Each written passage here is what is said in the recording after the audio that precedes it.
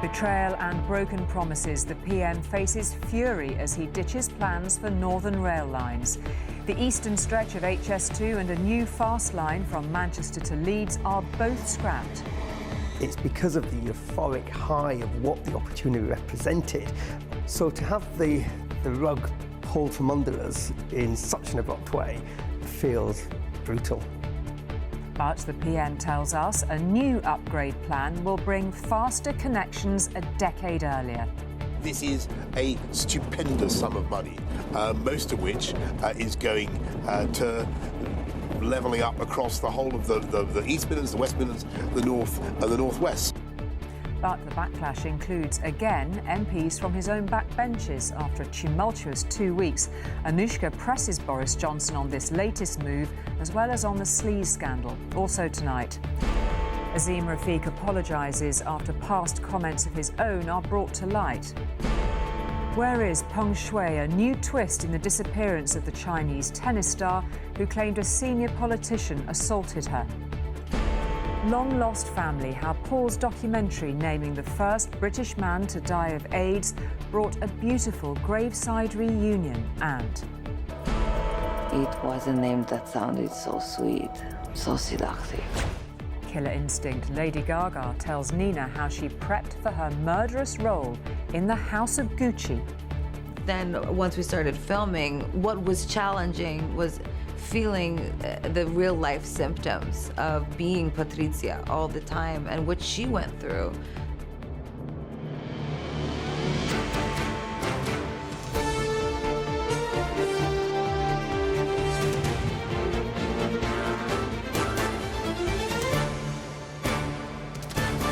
This is ITV News at 10 with Julie Etchingham.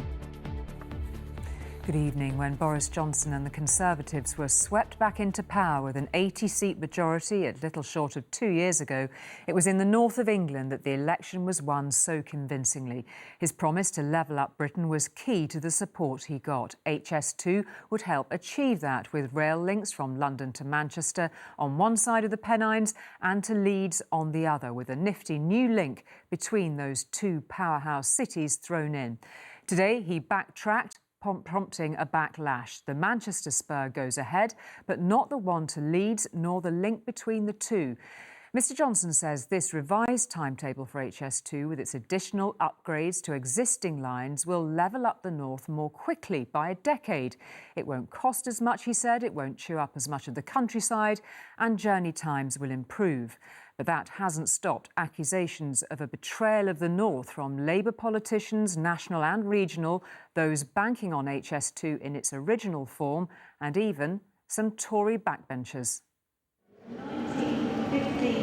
Not arriving at Leeds station tonight, two new high-speed rail lines, long-promised HS2 and Northern Powerhouse Rail, cancelled by the government. It's another broken promise, isn't it? I feel like they've kind of forgotten us again, sort of a definite sort of north-south divide. Because everybody's talking about it. We're left out. That's not fair. It comes as the government confirmed speculation that its controversial HS2 project will stop in the East Midlands and not run up to Leeds as planned, with promises to build a new Northern Powerhouse rail line connecting Leeds, Bradford and Manchester scrapped in favour of just 40 miles of new track, which runs through Warrington. The government insists it's more cost-effective to electrify or upgrade the existing Midlands, Transpennine and East Coast main lines instead. As recently as 6 weeks ago, the Prime Minister promised, "We will do Northern Powerhouse Rail." Days after taking office, he said, "I want to be the Prime Minister who does with Northern Powerhouse Rail what we did for Crossrail in London." But today he put a spanner in the works.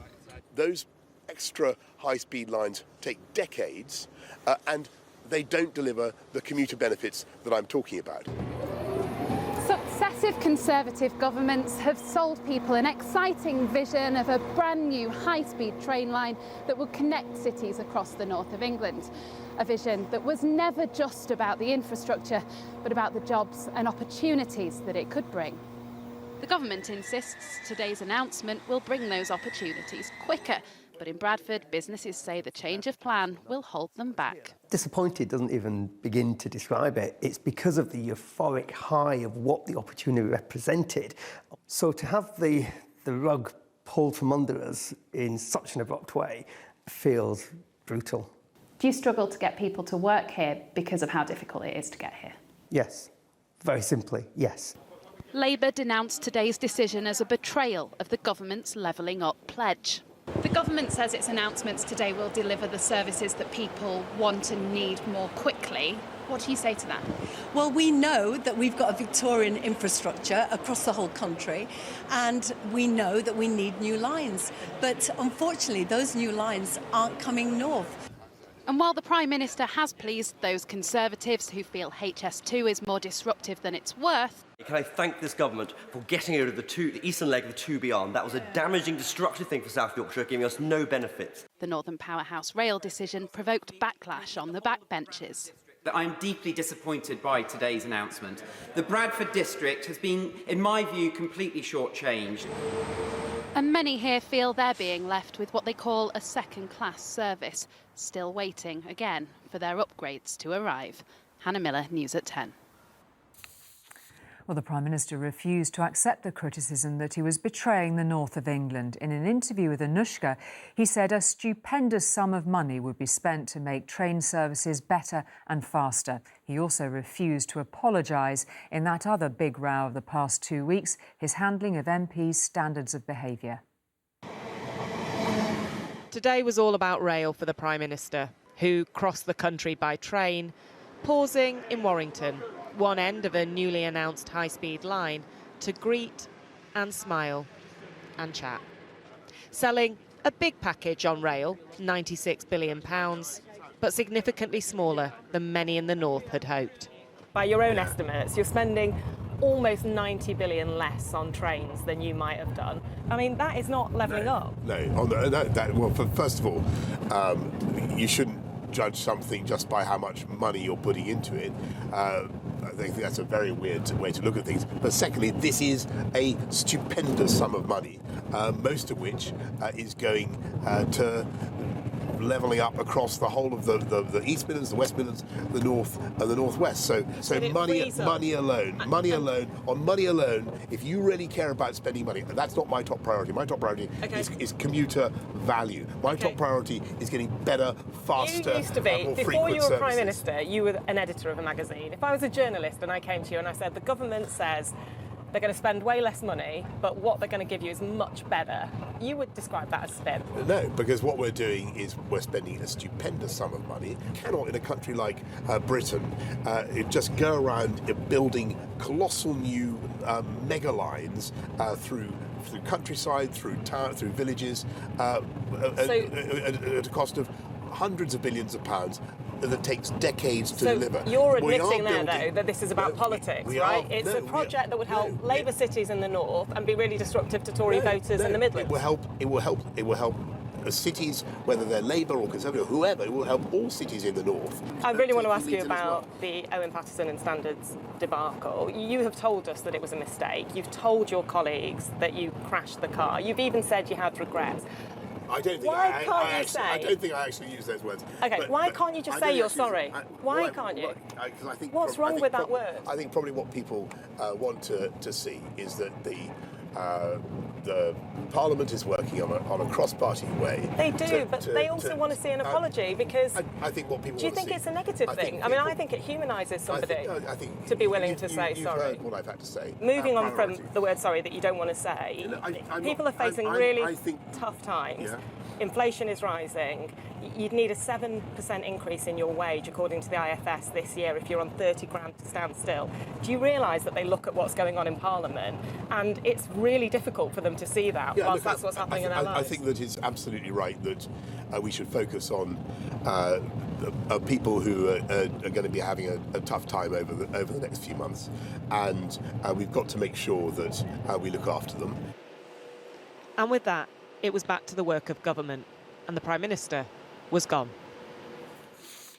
And Anushka is in Crewe tonight, where she travelled with the Prime Minister earlier. Evening to you, Anushka. So it's fair to say, I think, that the government's announcement on trains hasn't gone down as well as they were hoping. No, I mean, I travel from Warrington to Crewe because Warrington is the good news story for them, one end of a new high-speed link. They want the focus to be there, but as you've been hearing, real frustrations in other areas like Bradford and Leeds where plans are not going ahead. I think the really telling thing today has been about the politics. Remember, the Tories lost Chesham and Amersham, where there was huge frustration about HS2, the first phase, cutting through a constituency without benefiting. Boris Johnson today, in his rail report, wrote that Lee Anderson, another MP in Ashfield, had similar worries, that his constituents would see the trains whizzing by and not benefit. So the narrative has been less about linking those areas to London and more about local links. And there are people in the North East who I've spoken to who absolutely buy that. But in other areas, Boris Johnson has clearly left himself open to the accusation of broken promises and the idea that this isn't exactly levelling up. You were also asking about other matters, not least the last couple of weeks. How does what's happened today sit in the context of all the other difficulties that he's faced? Well, I think they hope that it would be a good news story, but they are also realistic about the fact that parts of this plan are not going ahead. You know, I've spoken to senior people in the Conservative Party and they don't shy away from what the last couple of weeks have been like. They say it's been really bad for the party. You can see that in the polls. Labour taking over in some polls for the first time. That puts Boris Johnson in a very difficult position. But what he hopes now, that having, you know, achieved a kind of cross-party-ish answer on standards, is that he can move past that and start to move into domestic policy. This won't have landed as they would have hoped, but they will hope that in the long run it will be politically better for them. OK, Anushka, thank you very much indeed for all of that. And the former Yorkshire cricketer Azim Rafiq, who spoke out bravely again this week about racism in the sport, has now found past comments of his own under scrutiny. He has admitted exchanging anti-Semitic messages with another player. He was 19 at the time, 2 years after he joined Yorkshire. Well, Geraint's been following this latest development. It's just 2 days since that appearance at the Select Committee. What's happened? Well, this is an exchange of messages which dates from 2011, and it is between Azim Rafiq and a fellow cricketer, Atiq Javid, who was playing at Warwickshire at the time, and they use anti-Semitic slurs to describe the behaviour of an acquaintance of theirs. As you say, 2 days ago, Rafiq gave very powerful testimony in Parliament about the racist abuse that was directed at him at Yorkshire County Cricket Club. This afternoon on social media, Rafiq says he's got no excuses, he's ashamed of those messages he sent. He continues, I was 19 at the time, and I believe I'm a different person today. I am incredibly angry at myself, and I apologise to the Jewish community. And there has been some response, Julie, from within that community. The Board of Deputies says that Azim Rafiq has suffered terribly at the hands of racists, so he will well understand the hurt he has caused to Jews who supported him.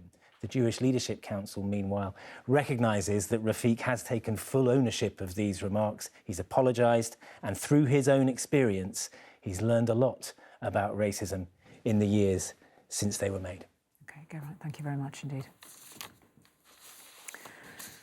Now, it was only on Monday that poultry producers said there would be enough turkeys to go round this Christmas. But there's now a warning from the Food Standards Agency that there aren't enough vets to go round. That could affect how many animals can be processed for the extra pork, beef, chicken and lamb bought at this time of year. The boss of the agency blames the shortage of vets on Brexit, coronavirus and increased demand. On this farm in Essex, there's a new arrival. Amy Soren has been called in to check everything's OK. Getting hold of a vet isn't as easy as it was. The industry is under pressure and it shows. The shortage of vets is pretty bad. I would say it's not getting any better, it's certainly getting worse. The staff that I'm working with are stretched, they're tired. I'm tired. You know you're always on a knife edge when it comes to retention of vets, and that's what's going wrong, is the retention. This has implications for the meat we eat. Vets are required to be on site at abattoirs when animals are slaughtered to ensure welfare and food safety rules are followed. The Food Standards Agency has written to meat producers, warning the shortage of vets means there could be a small number of short service interruptions within the weeks prior to Christmas. The FSA blames Brexit, increased demand and COVID-19 for recruitment problems. New post-Brexit trade rules mean vets now have to help in the delivery of export health certification for food of animal origin. New language requirements have made recruitment of vets from the EU much more challenging. The letter signed by the FSA's Chief Operating Officer, who agreed to speak to us today. Normally our complement would be in the region of 260 official veterinarians for England and Wales. We're down at about 210. Now, as we face the run-up to Christmas, which is an extremely busy period for the meat industry, we're looking at the possibility that there may be a number of isolated or sporadic interruptions. The shortage of vets has been compounded by a shortage of butchers, which led to a backlog of pigs on farms in the summer. A welfare cull is underway, despite the introduction of the government's temporary visa scheme. The government could have avoided this completely if they'd have listened to the trade association, have listened to the veterinary societies, if they'd listened to business, if they'd listened to industry. This is a problem everyone saw was coming. Christmas will be tight, but the Food Standards Agency says it hopes recruitment problems will ease in the new year. Joel Hills, News at 10. Ever since a top Chinese tennis player, Peng Shuai, claimed a fortnight ago that she'd been forced to have sex with one of the senior politicians in the country's Communist Party, ominously, nothing has been heard of her. A mysterious message has now appeared on social media. It says it is written by her. Those who know her detect the hand of the party. If anything, it has made them even more worried. Chinese state media wants us to believe that Peng Shuai lied. The 35-year-old double Grand Slam winner and one of the country's most famous sports stars poured her heart out on social media about years of sexual abuse, but 2 weeks later has decided she made the whole thing up. There is just one problem with that narrative. The email in which she supposedly reassured the world she was not missing or unsafe had all the hallmarks of a fake.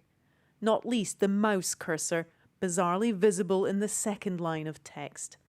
The head of the Women's Tennis Association said he had a hard time believing the email was from Peng herself and has threatened to pull out of future tournaments in China. Peng Shuai has accused the former Chinese Vice Premier Jiang Gaoli of forcing her to have sex with him. The letter she posted online detailing the allegations sent shockwaves through the Communist Party and the country's fragile Me Too movement. She hasn't been seen or heard from since. There has been no response from the government or Jiang himself. Today, the Chinese Foreign Ministry again refused to comment on the matter.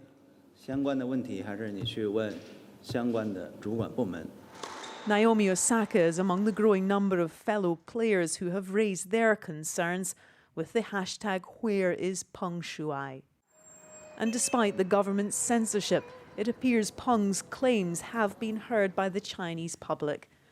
But people in Beijing were cautious to speak on such a controversial issue.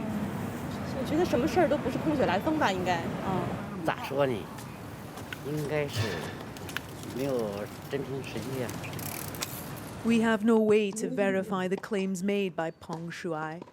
But faced with this scandal, the Chinese government has shown itself to be incapable of allowing due process.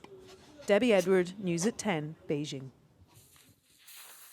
The arrival of a new baby should be the very happiest of times, and for most parents, of course, it is. But an ITV News investigation into maternity care in England has found that some babies' lives, and sometimes those of their mothers, could be being put at risk by overstretched and understaffed wards.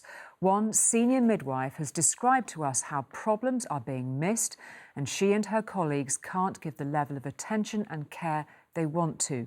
The Royal College of Midwives estimates the UK is short of 2,500 midwives. 57% say they would consider leaving the NHS in the next year. And currently more than 40% of maternity services in England are rated as inadequate or requiring improvement. It's stressful, it's exhausting, It's no exaggeration to say that midwives are on their knees at the moment. Preparing for a night shift, knowing they'll be short-staffed. This midwife has chosen to speak out about the pressures on maternity services. I cry a lot, so do my colleagues.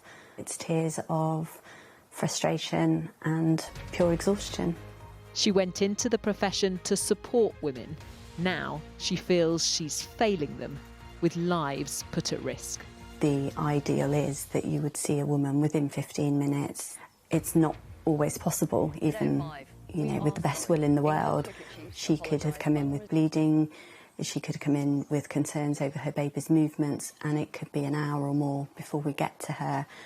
And by the time you come to listen to the baby's heartbeat, your heart is just in your mouth, and the relief when you hear that heartbeat is just, it's overwhelming, and it comes along with that sense of what if I hadn't got there in time, or what if that heartbeat wasn't there, but it was there when she arrived an hour ago. The majority of NHS births are safe, but the pandemic has exacerbated pressures. Baby Colby spent his first days in intensive care with sepsis. Stretched staff failed to follow guidelines. I felt neglected. It just felt like they were being torn from pillar to post and they couldn't keep up. Months on, Colby takes medication for breathing problems. For a walk. Did you fear that you would lose your son?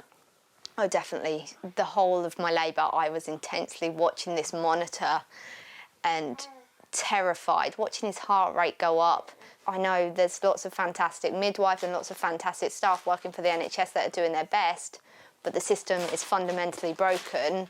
Peterborough City Hospital have apologised for the poor standard of care Amy received, telling ITV News they are not alone in experiencing staffing shortages and are recruiting more midwives. 1 step, 2 step. With widespread calls for better funding, the government insists it is spending tens of millions to boost numbers.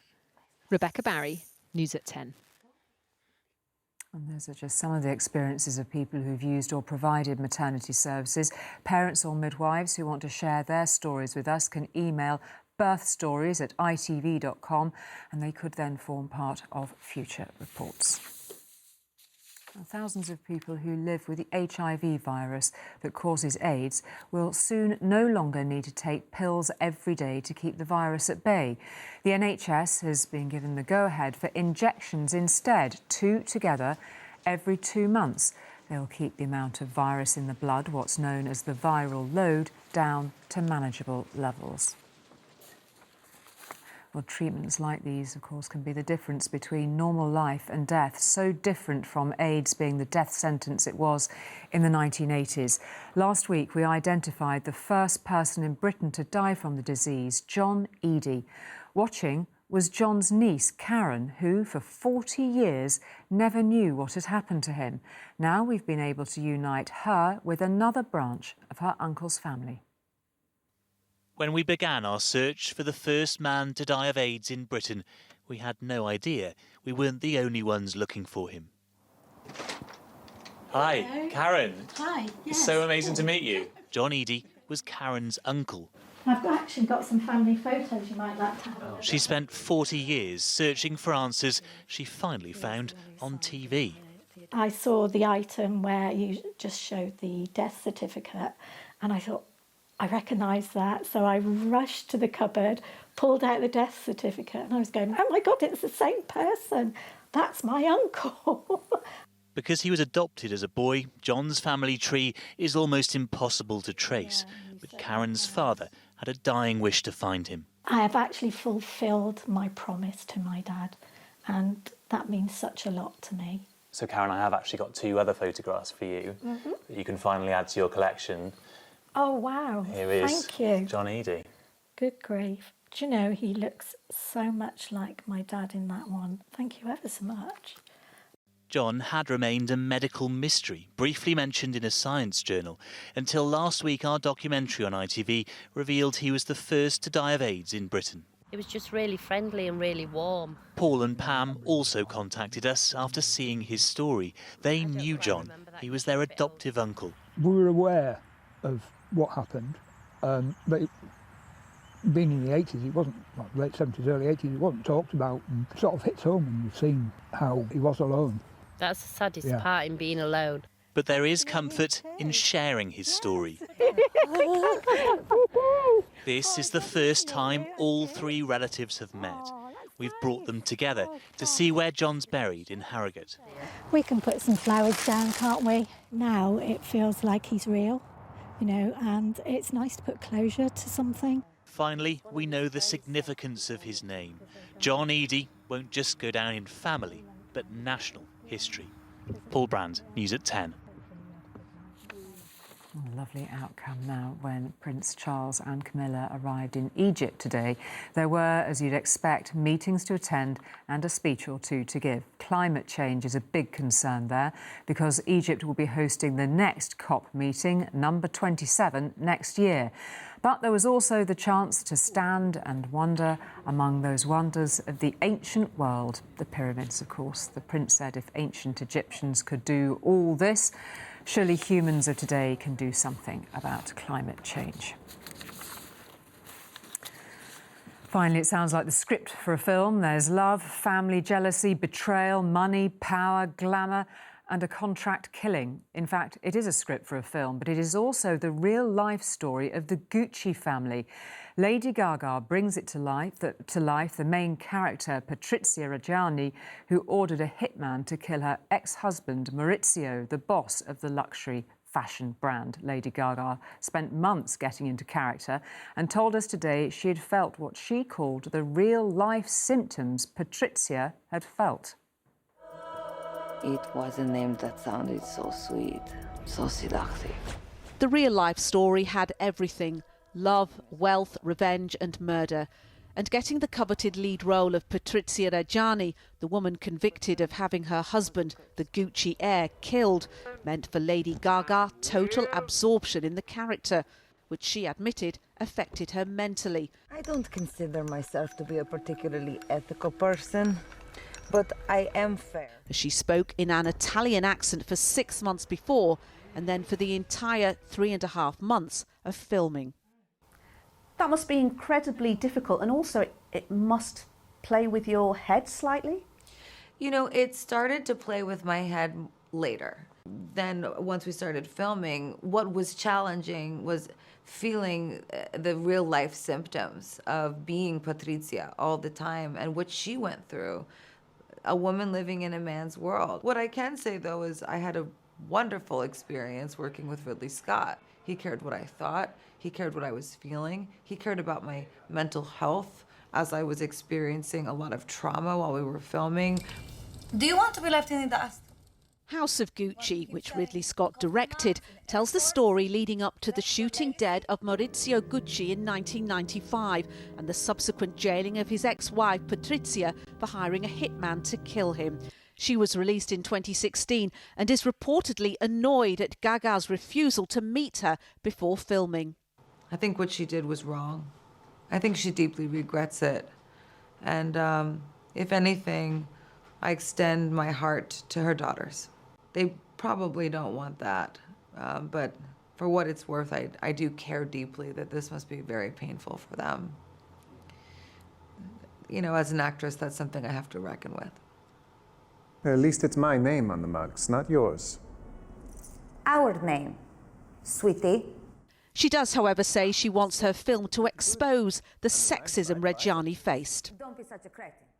And I actually really resent this idea that the media talked about her as a gold digger. I think she was really in love, and I think she just was always looking for an entry point to try to matter, a way to survive. And I don't think that women should be called hustlers and gold diggers because they want to have a better life. Do you still feel like you have a lot to prove as an actor, because the world knows you, of course, as a multi-award winning singer? I do feel comfortable in my acting skin. I have put acting into my music my whole life. What resonates with me is this idea that earning my place or earning my spot, that feels accurate. You picked a real firecracker. She's a handful.